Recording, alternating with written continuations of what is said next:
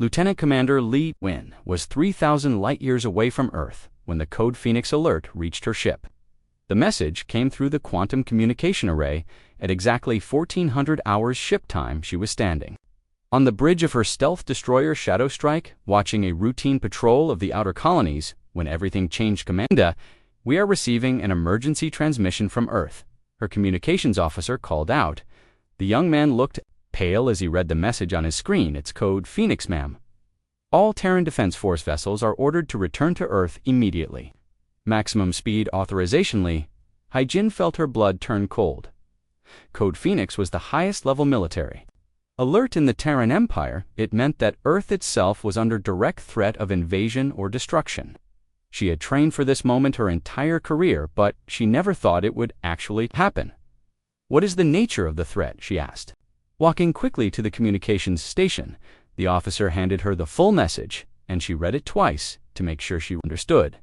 Understood. Unknown alien force, calling itself the Galaxy Council, has appeared over all major Earth cities. They have demanded complete human surrender and the dismantling of all military forces. They have given us 24 hours to comply or face total destruction. Li Haijin looked around her bridge at the crew members, who were all watching her with worried expressions.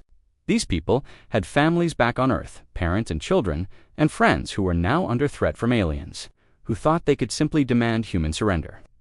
She felt anger building in her chest, like a fire starting to burn. How long to reach Earth at maximum speed? She asked her navigation officer. At full quantum drive, we can be there in 18 hours, ma'am, but Commander, the fuel consumption will be enormous. We will arrive with almost empty tanks. Do it, she ordered, and then turned to her weapons officer. What is our current armament status? All systems fully operational, ma'am. We have a full load of quantum torpedoes.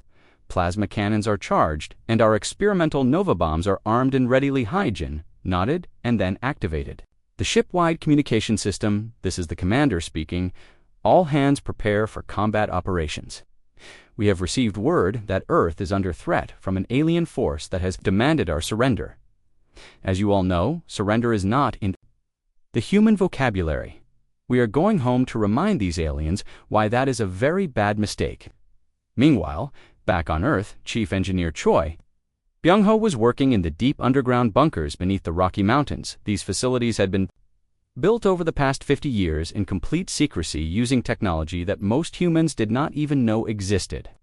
The bunkers were filled with weapons and defense systems that had been designed for exactly this kind of situation. Sir, the quantum disruptor network is coming online, his assistant reported. The young engineer was sweating as he worked at a control panel that looked like something from a science fiction movie. We have confirmed activation at all 237 sites across the planet. Choi Byung-ho nodded as he watched the massive screens showing the status of defense systems all over the world. The quantum disruptor network was his greatest creation, a system that could interfere with alien technology in ways that no other species in the galaxy would expect. It had taken 20 years to build and had cost more money than most countries had in their entire budgets. What about the Nova cannons? He asked. All 12 installations report ready for firing. Sir, we have targeting solutions on all alien vessels. The magnetic rail systems are fully charged and ready to fire on your command. Choi Byung-ho smiled as he looked at the screens showing the alien ships hovering over Earth cities. These creatures thought they were dealing with a primitive species that would be easily frightened by their superior technology. They had no idea that humans had been preparing for this day since they first reached the stars. Every crashed alien probe, every piece of unknown technology that had been found over the decades had been studied and reverse engineered. The chief engineer activated his communication link to Admiral Kim Dae-ho. Sir, this is Choi Byung-ho. All defense systems are operational. We are ready to show these Galaxy Council members what human engineering can accomplish. A cruise the planet's similar scenes were playing out in hundreds of secret facilities that had been hidden for decades. Colonel Han Ju-woo was activating the orbital defense platforms that had been disguised as communication satellites. Major Song Yoon-bai was preparing the atmospheric field generators that would protect major cities from orbital bombardment. Captain Yoon Tae-hyun was readying the quantum fighters that had been stored in underground hangars. But the most important preparations were happening in space itself, the Terran space. Navy had spent decades building a fleet that could protect human colonies from any threat the ships were scattered across. Dozens of star systems, but when Code Phoenix was activated, they all began moving toward Earth with one purpose: to defend humanity from anyone who dared to threaten them. Commander An So-young received the alert while her heavy cruiser, Iron-Willed, was escorting a convoy of colony ships to a new settlement. Her ship was one of the most powerful vessels in the Terran fleet, armed with weapons that could destroy entire asteroids and shielded with technology that could withstand the heat of a star. Navigation: plot a course for Earth maximum speed. She ordered. Cancel all other missions. We are going home. But Commander, what about the colony convoy? Her first officer asked. They will have to make do with the escort frigates, she replied. Our families are more important than a new settlement right now. As her ship turned toward Earth, Commander An So-young thought about the alien message that had been included with the Code Phoenix alert. The Galaxy Council claimed they had conquered over 200 worlds in the past century. They said they ruled the galaxy through superior firepower and advanced technology. They believed that humans would surrender, just like all the other species they had defeated. What these aliens did not understand was that humans were different from every other species they had encountered. Humans did not surrender when faced with superior odds. Instead, they got angry, and when humans got angry, they became the most dangerous creatures in the galaxy. Galaxy Council had studied human history from a distance. They had seen the wars and the violence, and they thought this made humans weak and chaotic. What they failed to understand was that all of that fighting had made humans incredibly good at war. They had learned to build better weapons, to develop better tactics, to work together against any enemy that threatened them back. In the command center, Admiral Kim Dae-ho was receiving reports from all over the planet and from space. Every military unit was responding to Code Phoenix. Every hidden weapon was coming online. Every secret project was being activated. The aliens had given humanity 24 hours to surrender, but in those 24 hours, the Terran Empire was mobilizing the most powerful military force that had ever been assembled. Sir, we are receiving responses from all fleet elements, Captain Park Min-soo reported. Over 300 ships are converging on Earth. The Shadow Fleet will arrive in 16 hours, the Iron Fist Squadron in 18 hours, the Hammer of Terra in 20 hours. Kim Dae-ho nodded as he watched the tactical displays showing ship movements from across human space. The Galaxy Council thought they were facing a primitive species with limited technology. They were about to discover that humanity had been building for war since the day they first looked up at the stars and wondered what was out there.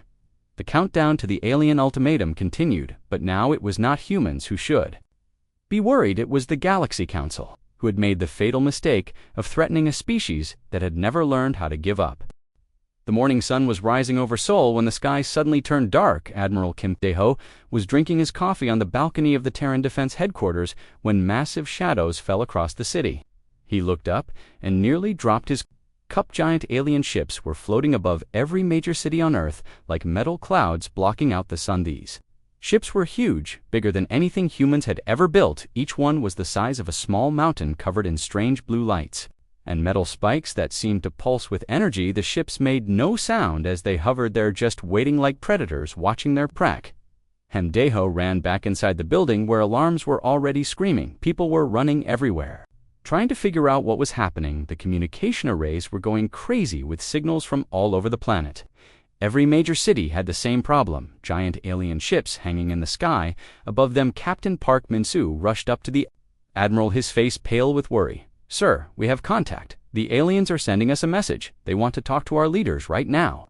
They say they represent something called the Galaxy Council. Kim Dae-ho straightened his uniform and walked quickly to the main command center. The room was filled with screens showing the alien ships from every angle. Scientists and military officers were talking rapidly, trying to understand what they were seeing.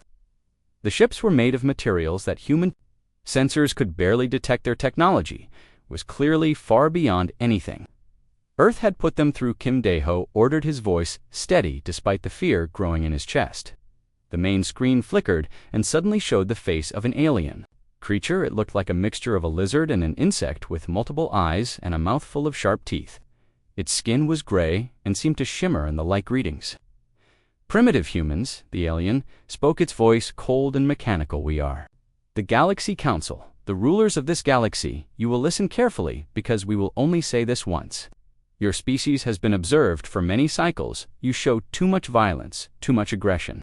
You are a danger to the peaceful order of the galaxy. Kim Dae-ho felt his anger rising, but he kept his voice calm. What do you want from us? He asked. The alien creature smiled, showing even more sharp teeth. We want your complete surrender. You will give us all your military technology, your weapons, your ships, your defense systems. You will become a protected species under our guidance.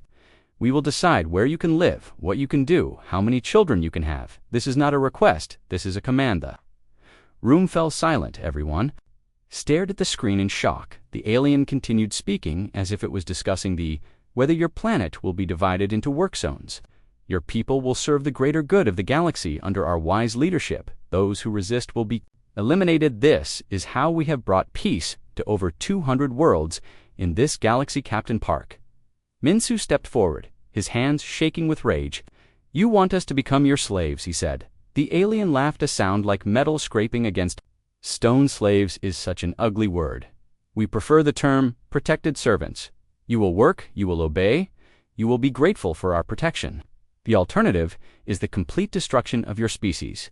We have eliminated entire civilizations that refused our generous offer. Kim Dae-ho looked around the room at his officers and scientists. He saw fear in their eyes, but also something else, something the alien creature had not expected to see. He saw anger growing into rage. These people had spent their entire lives defending Earth, and now some alien monster was telling them to surrender everything they had fought for. How long do we have to consider your offer? Kim Dae-ho asked, keeping his voice steady. The alien seemed pleased that the human was being reasonable. You have exactly 24 of your Earth hours to give us your answer. If you agree, we will begin the integration process immediately. If you refuse, we will demonstrate why resistance is futile by destroying your major population centers. You will watch your cities burn, and then you will surrender any with the screen went black, and the alien ships continued hovering silently above the cities. Kim Dae-ho stood there for a moment, looking at the dark screen. Then he turned to face his staff. The room was completely quiet, except for the soft humming of computers and the distant sound of air traffic being diverted away from the alien vessels. Sir, what are we going to do? Captain Park Min-soo asked, his voice barely above a whisper. Kim Dae-ho walked over to the window and looked up at the alien ship floating above Seoul. It was so large that it blocked out most of the sky, casting the entire city in shadow. He thought about his daughter, who was studying at university in Busan. He thought about his elderly parents, living in a small village in the mountains. He thought about every human being on Earth, who was now facing the possibility of becoming a slave to these creatures. The admiral turned back to his staff, and for the first time since the aliens had arrived, he smiled. It was not a happy smile. It was the kind of smile that his enemies had learned to fear during his 30 years of military service. And a message to all Terran defense force commanders, he said quietly. Use code Phoenix authorization, Kim Dae-ho Alpha 779. Tell them the Galaxy Council just made the biggest mistake in their long history. They threatened the wrong species. Captain Park Min-soo looked confused.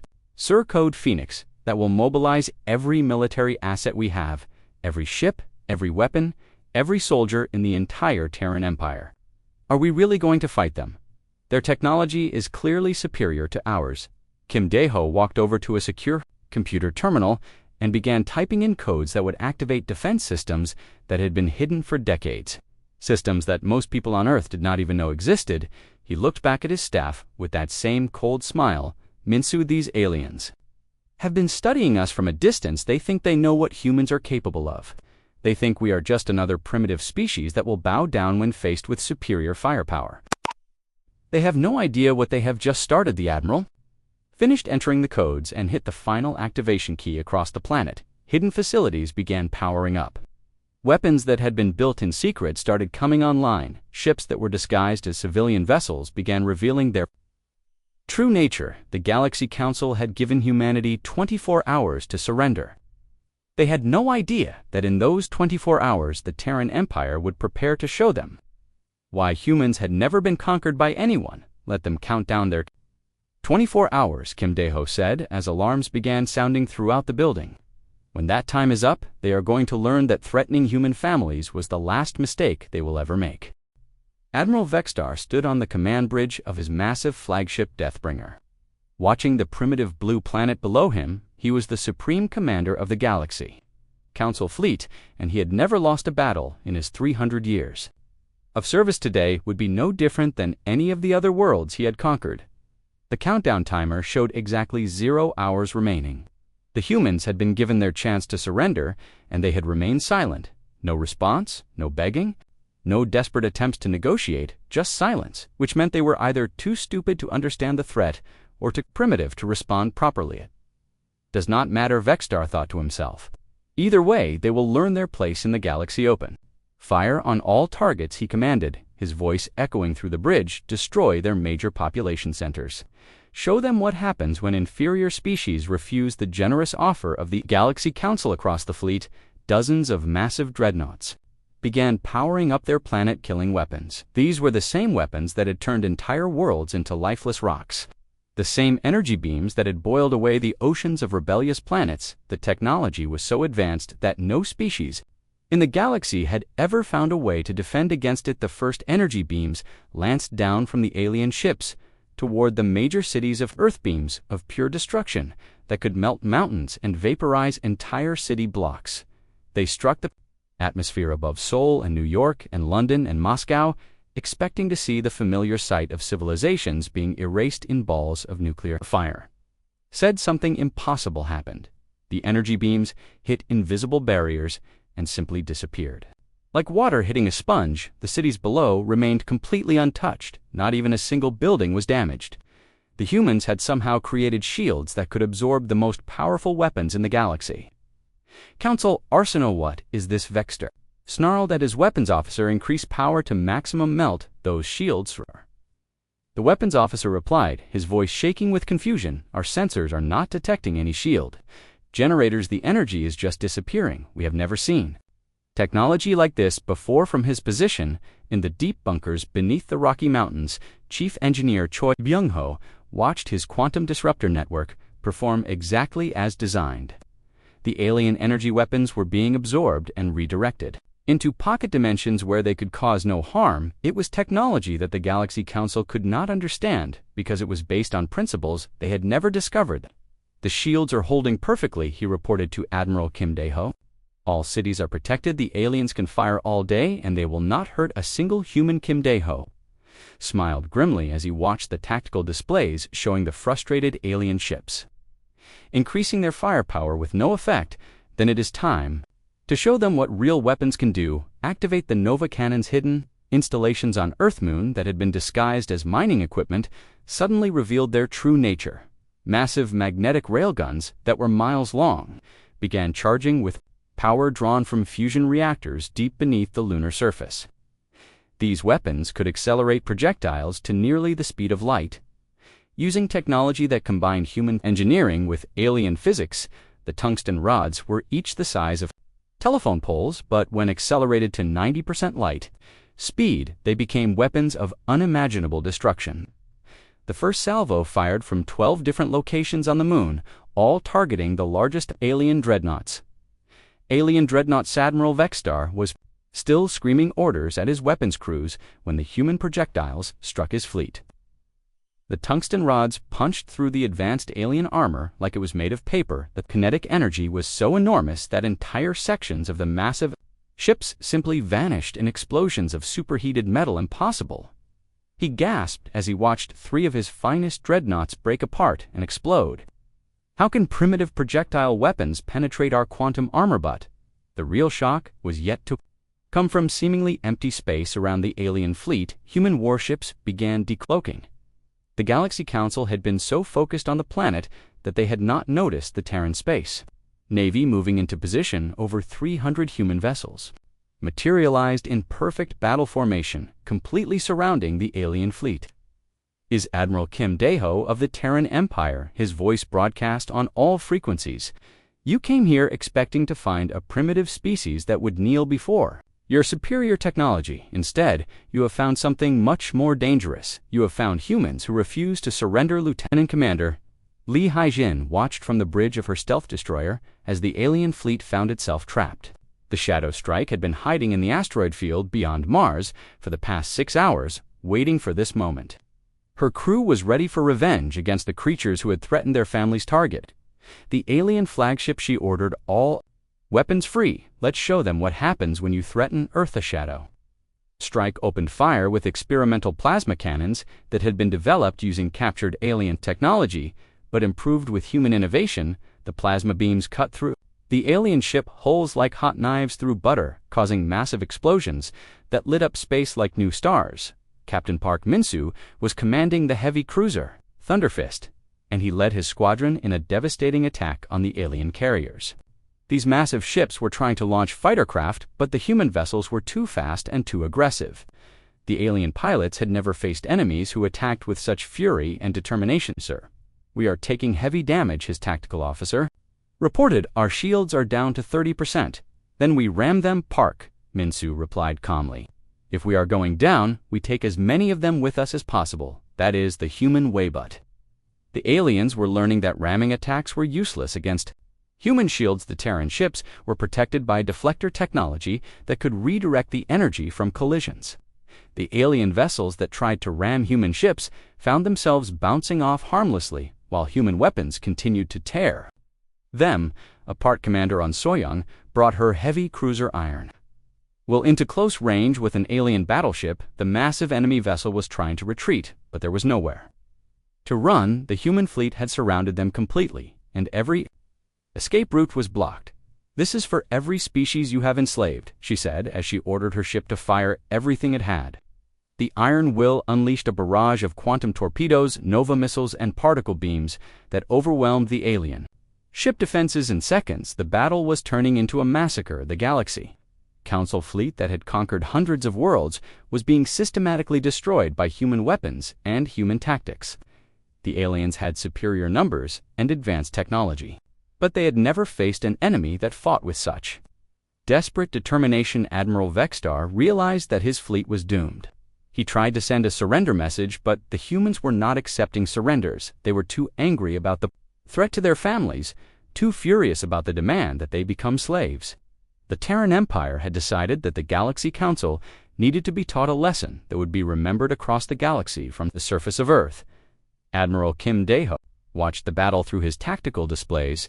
Every alien ship was being destroyed with ruthless efficiency.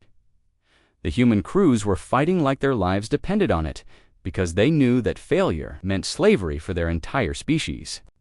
"Is what happens when you threaten humanity," he said quietly, as the last alien dreadnought exploded in a ball of fire. "You should have done your research before coming here. You should have learned that humans have never surrendered to anyone." The battle for Earth was entering its second hour, and the Galaxy Council fleet was being torn apart by human weapons they could not understand. Admiral Vexstar watched in horror as his mighty armada was reduced to burning wreckage floating in space. His species had ruled the galaxy for centuries, but they had never encountered anything like human fury. "Commander, retreat the fleet," his tactical officer screamed as another dreadnought exploded. "We cannot win this battle. Their technology is beyond our understanding. There is nowhere to retreat," to Vexstar replied as he stared at the tactical display showing human ships surrounding his fleet completely. "They have us trapped like animals. Every escape route is blocked." Lieutenant Commander Lee Haijin brought her stealth destroyer Shadow strike directly behind the alien flagship, moving so fast that the enemy sensors could not track her.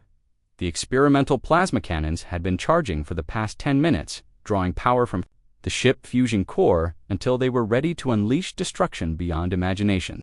"This is for every innocent species you have murdered," she whispered as she targeted the alien command center. "For every world you have destroyed, every family you have torn apart." The plasma beam that erupted from the Shadow Strike was like a miniature star concentrated into a weapon of pure destruction. It cut through the alien flagship armor as if it was made of paper. The quantum shielding that had protected Galaxy Council ships for centuries was useless against human weapons designed specifically to penetrate their defenses. The beam struck the alien bridge, and Admiral Vexstar had just enough time to realize that his 300 years of conquering weaker species had finally come to an end. The explosion that followed could be seen from Earth's surface as the massive flagship broke apart in a ball of nuclear Barmager.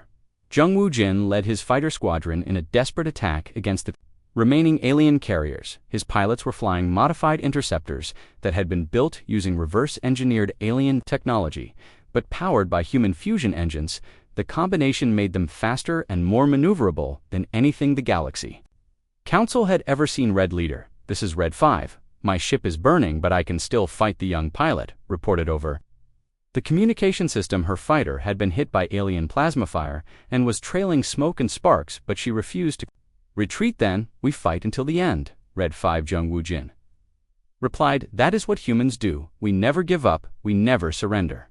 We fight until our last breath for our families and our freedom. The human fighter pilots flew with a precision and aggression that the alien defenders could not match. Where other species fought defensively, trying to preserve their own lives, humans attacked with suicidal determination. They would ram their damaged fighters into alien ships rather than retreat, sacrifice themselves to create openings for their wingmen. Jung Woo-jin saw his opportunity when an alien carrier tried to launch its remaining fighters. The massive ship bay doors were open and vulnerable. He aimed his fighter directly at the opening and pushed his engines to maximum power. This is Red Leader, he broadcast to his squadron. Tell my family I died fighting for their freedom. His fighter struck the alien hangar bay, traveling at nearly the speed of light. The explosion destroyed not only the carrier, but 3 other alien ships that were nearby. The blast was so powerful that it created a temporary star that burned for several minutes before fading. Away Chief Engineer Choi Byung-ho was monitoring the battle from his underground command center, and he decided it was time to activate the final surprise the quantum disruptor network had been protecting Earth cities, but it had another function that the aliens knew nothing about. Activate Phase 2 of the disruptor network. He ordered his technicians target all enemy vessels and disable their technology completely. The quantum disruptors that had been absorbing alien weapon fire suddenly changed frequency and began broadcasting interference patterns across space. Every Galaxy Council ship in the solar system found their weapons, shutting down their shields, failing their engines, dying. The advanced technology that had made them the masters of the galaxy was suddenly useless. What is happening? The alien engineering officer on the surviving command ship screamed as his control panels went dark. All systems are offline. We have no power to weapons, shields, or engines. This is impossible, another officer replied. Our technology is quantum encrypted. No primitive species should be able to interfere with our systems. But the humans had been studying alien technology for over 50 years. Every crashed probe, every piece of debris from ancient battles had been carefully analyzed, and reverse-engineered human scientists had learned to understand alien systems better than the aliens understood them themselves. Commander On Soyoung brought her heavy cruiser Iron Will alongside a disabled alien battleship. The massive enemy vessel was drifting helplessly in space, its crew trapped inside like fish in a barrel. Her weapons were fully charged and ready to finish the job. Wait for my signal, she told her weapons officer. I want to send a message to any aliens who might be listening. She opened a communication channel. To the disabled ship, this is Commander On Soyoung of the Terran Empire. You came here believing you could make slaves of humanity. You thought we were just another primitive species that would bow before your superior technology. You were wrong. Alien crew could only listen as the human commander continued speaking. You have spent centuries conquering weaker civilizations, but you made one fatal mistake. You threatened a species that has never learned how to surrender. Humans fight until the end, no matter the odds, no matter the cost. Fire all weapons, she ordered. The Iron Will unleashed everything it had: quantum torpedoes, nova missiles, particle beams, and plasma cannons, all fired simultaneously. The disabled alien battleship vanished in an explosion so bright that it temporarily blinded the sensors of nearby ship soaks. The battlefield similar scenes were playing out. Human ships were systematically destroying every alien vessel with ruthless efficiency. The Galaxy Council forces that had seemed so powerful just hours before were now helpless victims, being hunted down one by one. Captain Park Min-soo was commanding the final assault on the remaining alien ships. His heavy cruiser Thunderfist had taken severe damage, but was still fighting. The bridge was filled with smoke, and sparks flew from damaged control panels, but his crew refused to give up. Sir, we have confirmed destruction of the last alien carrier, his tactical officer reported. The enemy fleet has been completely eliminated. Not a single ship escaped. Park Min-soo nodded grimly as he looked at the wreckage floating in space where the mighty Galaxy Council fleet had once been. These aliens had ruled through fear and superior firepower, but they had never faced an enemy that refused to be intimidated. Send a message to Admiral Kim Dae-ho, he ordered. Tell him that Earth space is clear. The Galaxy Council threat has been eliminated, but the battle was about more than just defending Earth. The human crews had fought with such determination because they knew this was about the future of their entire species. If they had lost today, humanity would have become slaves. If they had surrendered, their children would have grown up in chains instead. They had won a victory that would be remembered across the galaxy for thousands of years. They had shown that no matter how advanced or powerful an enemy might be, there was one thing that could never be defeated. Bow down to anyone. The Galaxy Council had made the mistake of threatening humanity without understanding what humans were truly capable of. They had seen the wars and violence in human history and thought it made them weak.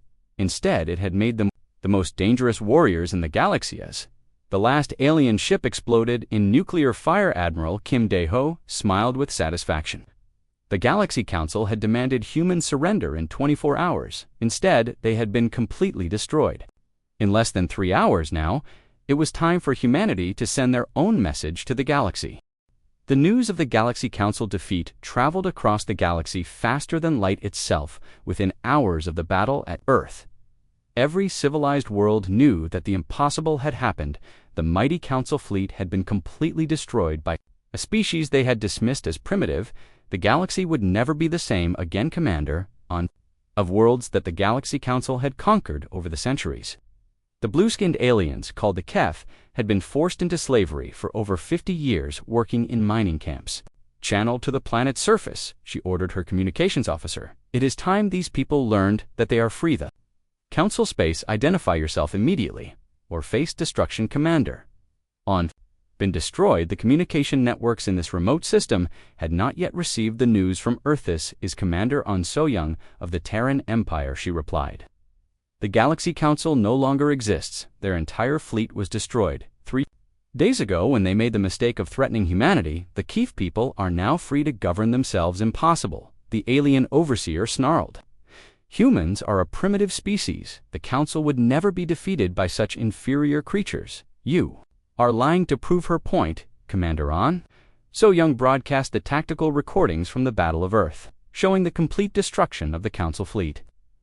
The images of burning alien dreadnoughts and exploding command ships spoke louder than any words could. The mighty Galaxy Council had been reduced to space debris in less than 3 hours. The blue-skinned aliens had been waiting for this moment for 50 years, and now they finally had hope. The Galaxy Council guards found themselves overwhelmed by millions of angry slaves who no longer feared their oppressors. Similar scenes were playing out across dozens of star systems. As news of the Council defeat spread, former slave worlds were declaring independence and throwing off the chains that had bound them for centuries. Of Dason, the Council homeworld of Zentaria, the emergency session of the High Council was in complete chaos. Counselor Zethrin paced frantically in front of the assembled leaders, trying to maintain some semblance of order, but panic was spreading.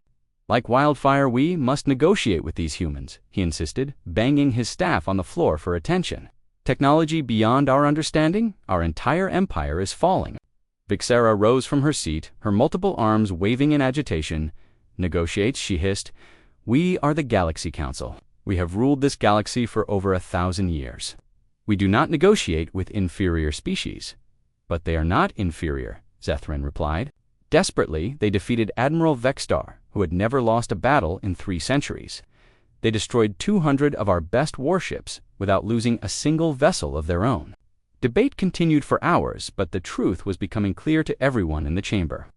The Galaxy Council had built their empire on the belief that they had the most advanced technology in the galaxy. Now they had encountered a species whose weapons and defenses were so superior that their own forces looked primitive in comparison. What the Council members did not understand was that humanity had been preparing for this. Built like a fortress, every human ship was designed for war. Every human citizen was ready to fight for their freedom. The Terran Empire had learned from studying every conflict in human history.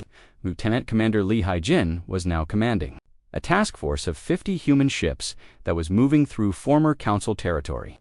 Her mission was simple: find every enslaved species and offer them the protection of the Terran Empire. Her fleet had liberated 12 worlds in the past week, and the grateful populations were eager to join the growing alliance against tyranny. "We are receiving a distress call from the Altair system," she reported to Admiral Kim Dae-ho.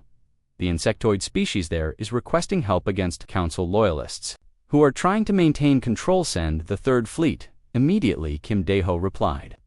"Make it clear that any attempt to re-establish slavery will be met with the full force of human military power.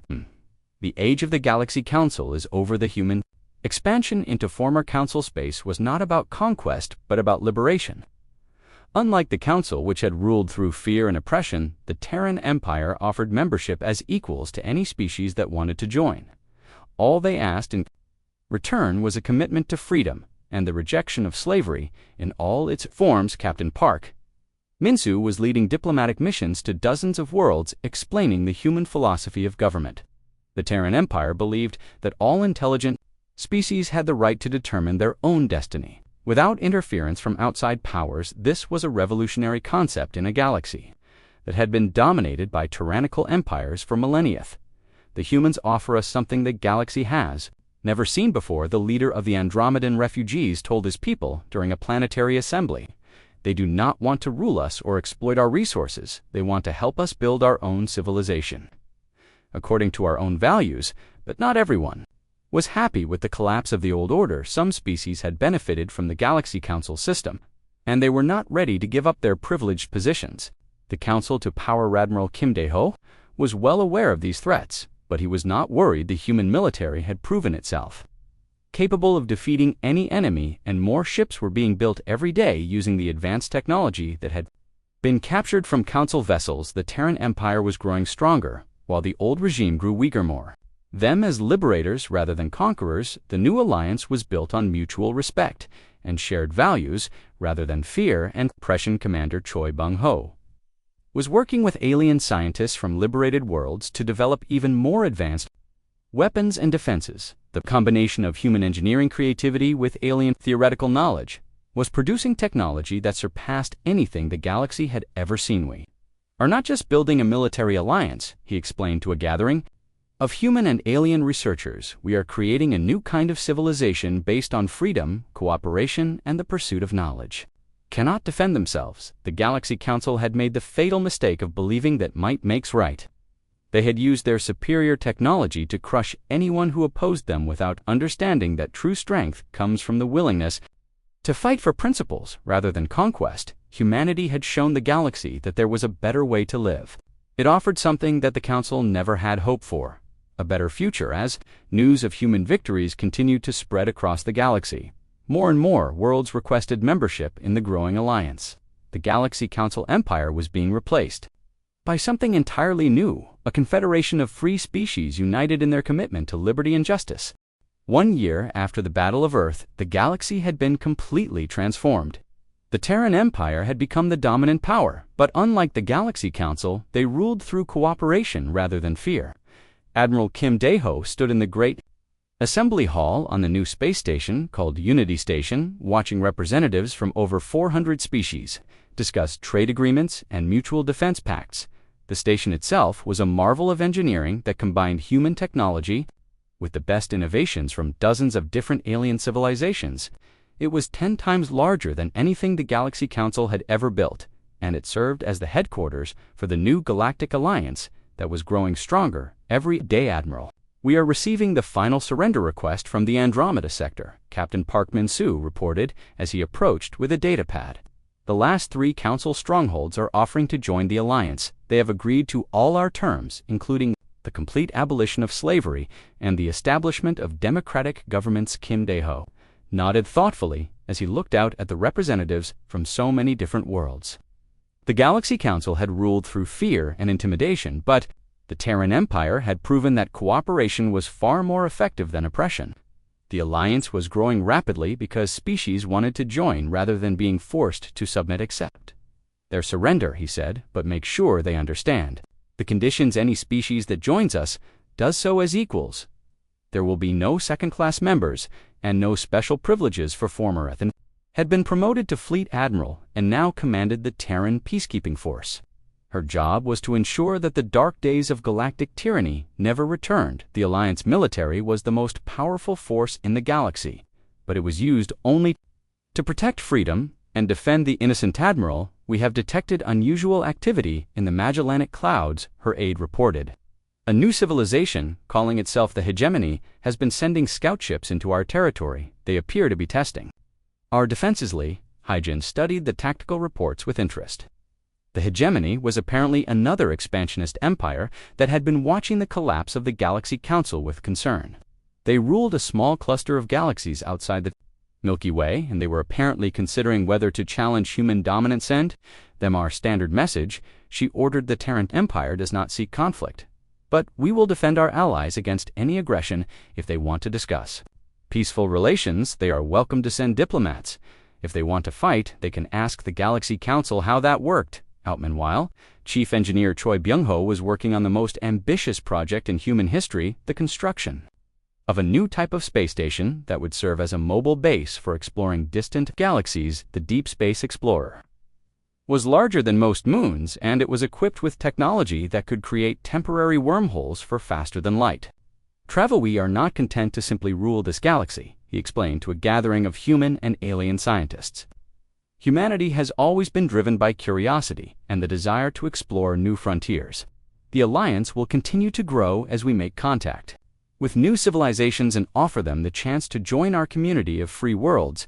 The technology being developed by the Alliance was advancing at an incredible pace. The combination of human creativity with alien knowledge was producing innovations that neither species could have achieved alone. Weapons that could destroy entire fleets, shields that could protect planets from supernova explosions, engines that could travel between galaxies in a matter of days. But perhaps the most important development was in the field of government. The Alliance had created a new form of democracy that allowed hundreds of different species to work together. Despite their vastly different cultures and values, every world had a voice in the Galactic Assembly, and every citizen had rights that were protected by law. Commander An So-young was now serving as the Alliance ambassador to the newly liberated worlds. Her job was to help former slave species establish their own governments and rebuild their civilizations after decades or centuries of oppression. The work was challenging but incredibly rewarding. The KEF have established their first elected government in over 50 years. She reported during a diplomatic briefing their new president has requested Alliance membership, and they are offering to share their advanced mining technology with other member worlds. This was typical of how the Alliance operated. Instead of exploiting the resources of member worlds like the Galaxy Council had done, the Terran Empire encouraged trade and cooperation. Every species contributed what they could, and everyone benefited from the shared knowledge and resources. Former Galaxy Council territories were being transformed into thriving democracies. Worlds that had been strip-mined for resources were being restored to their natural beauty. Species that had been scattered across the galaxy as slaves were being reunited with their families. Entire civilizations that had been on the brink of extinction were being given the chance to rebuild. Not everyone was happy with the new order, however. Some of the species that had served the Galaxy Council as enforcers and administrators were finding it difficult to adapt to a system where they could not simply take what they wanted through force.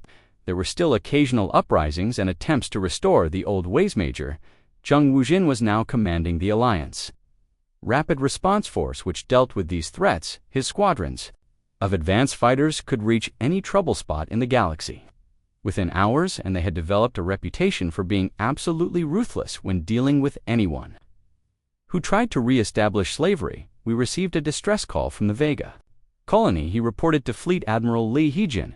A group of former council officers has taken over the government and declared that humans have no authority in their system.